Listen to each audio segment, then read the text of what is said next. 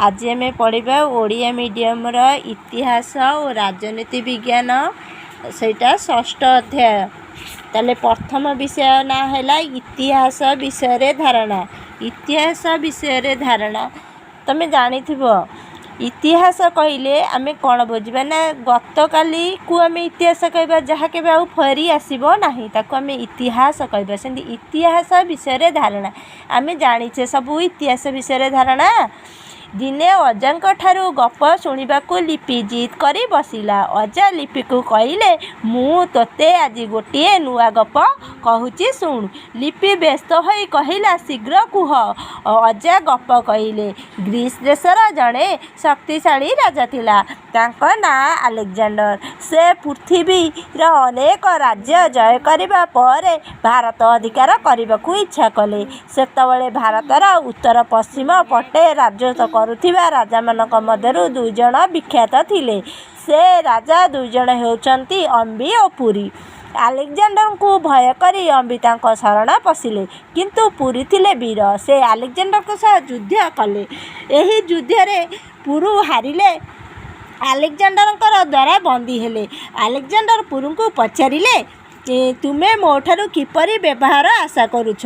पुरु उत्तर देले जड़े राजा अन्य जड़े राजांग ठारू जेपरि व्यवहार आशा करिथाए।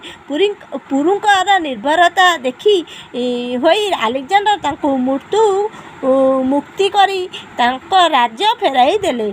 गप शुणी सारी लिपि पचारिला अजा तुमे एते कथा केउठू जानिल।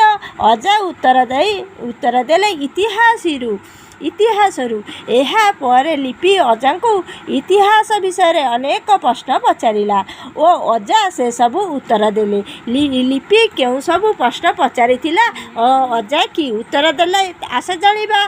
ताले अजा को पचारिथिबा प्रश्न प्रथम है इतिहास कहले कौन बुझा जाए।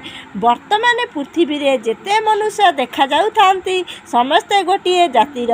वैज्ञानिक माने मत दियंती आज को प्राय 15 लाख पूर्वे पृथ्वी रे मनुष्य सृष्टि होइतला किंतु ताहा पूर्वरु मनुष्य रूप एपरि नथिला। नूबानर मानकर क्रम विकास घटी मनुष्य सृष्टि होइतला। वर्तमान पृथ्वी पृष्ठ रे सही प्रकार नूबानर नाहंती।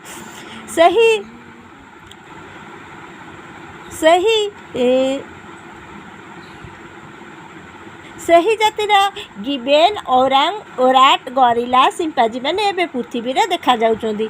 गरिलांकर देह गठन भली मनुष्यर देह गठन हेउछि। एहा छड़ा सिंपाजी को बुद्धि सहित मनुष्यर बुद्धि मेलक खाई थाए। ताले तुम अंचल रे देखा जाउथिबा मांकड़ मानक विषय रे लेख।